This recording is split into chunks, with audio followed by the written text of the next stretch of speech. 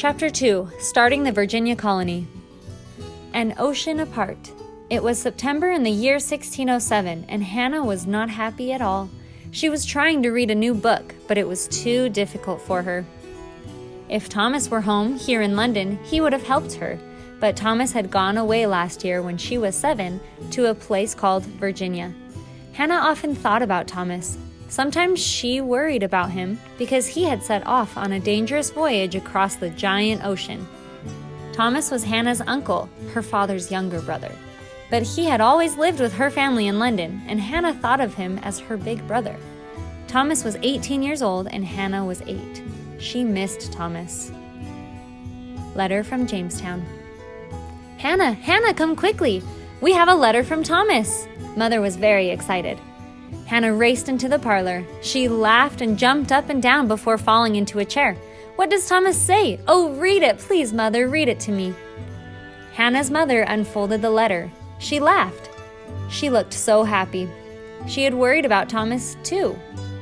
His letter is dated June 1607. That was more than 3 months ago. Virginia certainly is far away, Hannah's mother said. Thomas began his letter. To my family.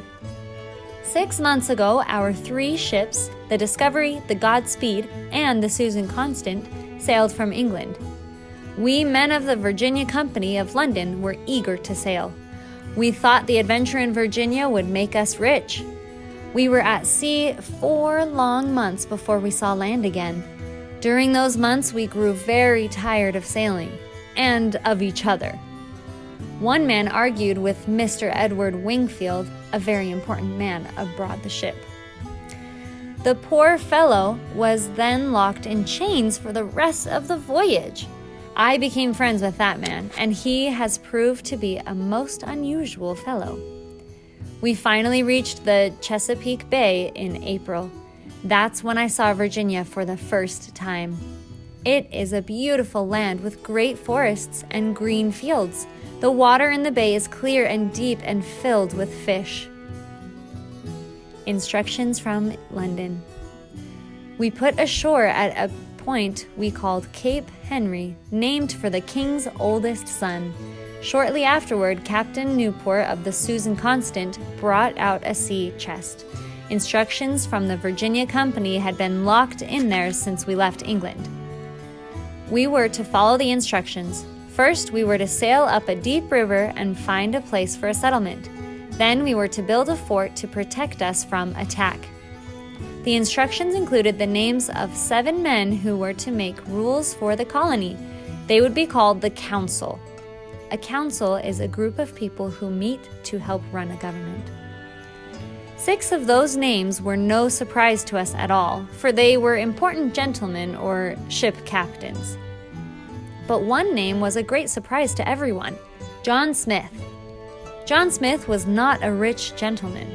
He was the man who had been locked in chains below deck, my new friend. The 6 gentlemen who were named to the council would not accept John Smith as an equal. They would not let him on the council, but they did take off his chains. Jamestown. We followed the Virginia Company's instructions. We sailed up a clear, deep river, which we named the James River after the king. About 60 miles upriver, we came upon a place that all the gentlemen thought would be just right for our settlement. This place would be safe and unnoticed by our enemy, the Spanish. We named the place Jamestown, once again in honor of King James. We were all very happy to get off the ships and onto land, but trouble began almost at once. Our first task was to build a fort to protect us from Native Americans and the Spanish. Most of us had never built anything before. Many of the gentlemen had never worked a day in their lives, and they did not want to work now. What we really wanted was for someone else to do the work while they looked for gold. John Smith knew a lot about building. He showed me how to chop down trees and carve them into thick posts. He also showed me how to bury the lower part of the posts into the ground close together so that they could stand up straight. These posts became a strong wall called the palisade that protected the fort. The palisade is a fence made from wooden or metal stakes driven into the ground. Finding food. John Smith took me to the river each day to fish. Sometimes the other gentlemen joined us, but they rarely caught anything. Smith almost always caught fish for us to eat. I watched him carefully and did what he did. Soon I was able to catch fish too. Smith also taught me how to find other foods. I learned where to look for berries and nuts. Native Americans watched us as we worked. After a few weeks of hard work, the fort was partly finished. But then the council decided to send Captain Newport and John Smith to explore farther up the James River. I wanted to go too.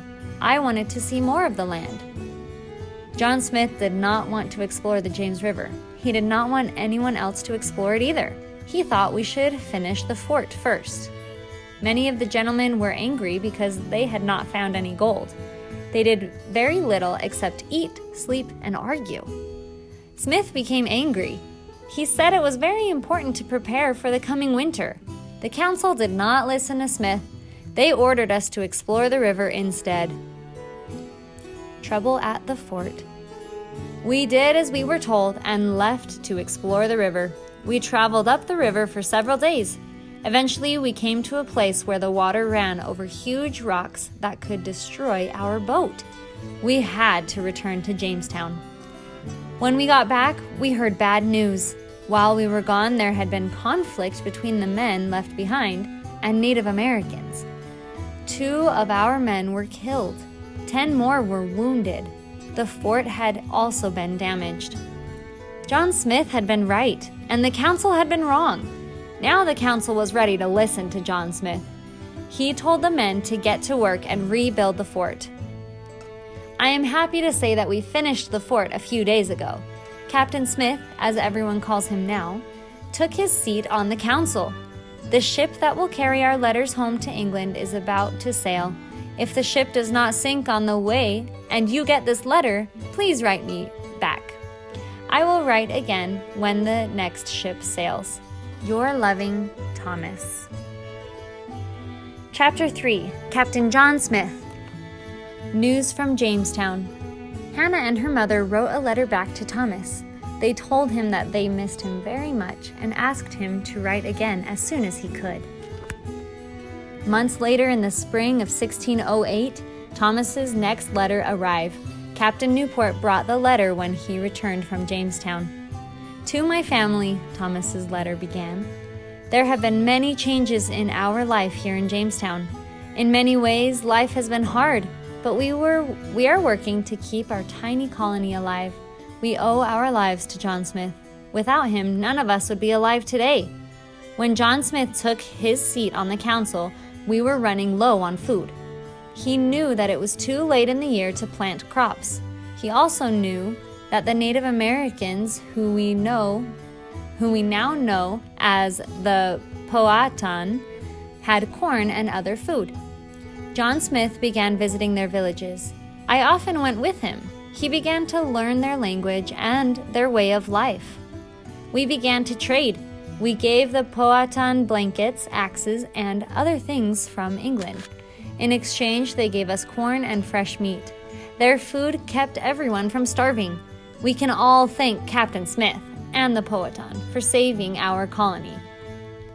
3 years later. It was a long time before Hannah and her mother received another letter from Thomas. Finally, in 1611, news from Thomas arrived. Please forgive me for waiting so long to write. I wanted to send you good news about Jamestown, but it was a long time before things got better. In fact, life in the colony became even harder than at the beginning, and many men died. The people living in Jamestown could not learn to work together. The council could not make life better for the colony. A new rule. Then the council chose John Smith to be the leader of the colony. Smith made a new rule. Those who did not work could not eat. Some of the gentlemen complained, but Smith stayed firm. He would not change the rule. After Captain Smith's new rule, more work got done. The fort was made larger and more houses were built. We dug a well so we could have cleaner water to drink. We have cleared fields, planted crops, and caught fish. We traded more with the Native Americans. Captain Smith also taught us to use weapons to defend the fort. Captain Newport will sail back to England with a cargo of timber and boards cut from the forest in Jamestown by English gentlemen. Your loving Thomas. Chapter 4. Changing Times in Jamestown. Working together. Many things went well when John Smith was the leader of Jamestown. The settlement grew to nearly 500 people. The colonists all worked because John Smith had made a rule that those who did not work could not eat. The colonists grew crops.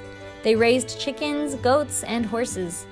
They also kept pigs outside the fort in a place called Hog Island. In the forests around Jamestown, there were many animals for the colonists to hunt. They could catch fish and oysters in the rivers and the Chesapeake Bay. They could gather the fruits, berries, and nuts that grew wild in the Jamestown area. John Smith traded for food with the Powhatan. They were willing to trade with him because he worked hard to earn their respect. He was fair and honest. He always kept his word. New problems.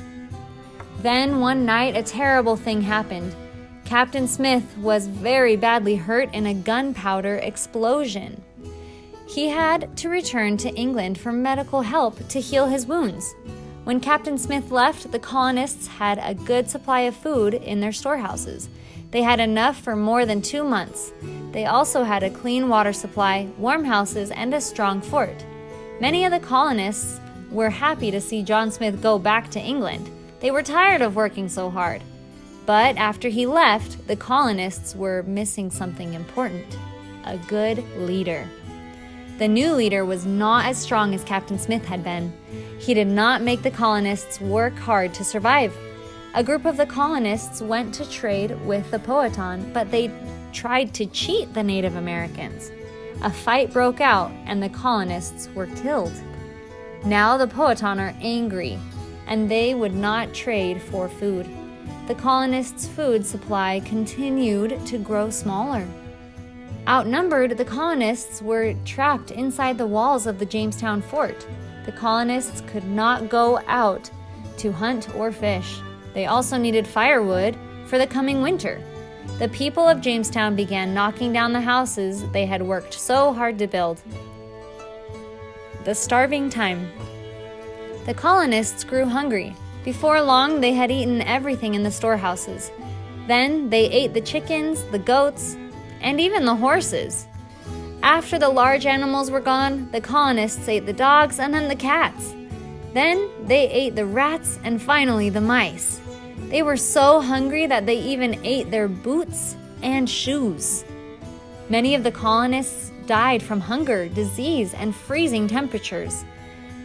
By the spring of 1610, only 60 people were still alive. The colonists had a special name for the winter of 1609 and the spring of 1610. They called it the starving time. A new leader. The colonists decided to leave Jamestown, but they did not get far. As they sailed down the James River, they saw sails in the distance. The sails belonged to 2 English ships on their way to Jamestown. The ships carried a new governor, more new colonists, and a lot of supplies. The colony was saved. The new governor was a strong leader. He warned the colonists that they would be punished if they did not work hard. He ordered everyone to clean up and rebuild the settlement.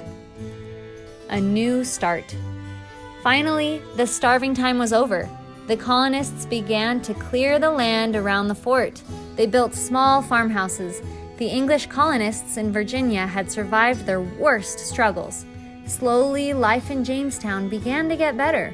The Powhatan and the colonists began to trade again, but neither side fully trusted the other anymore.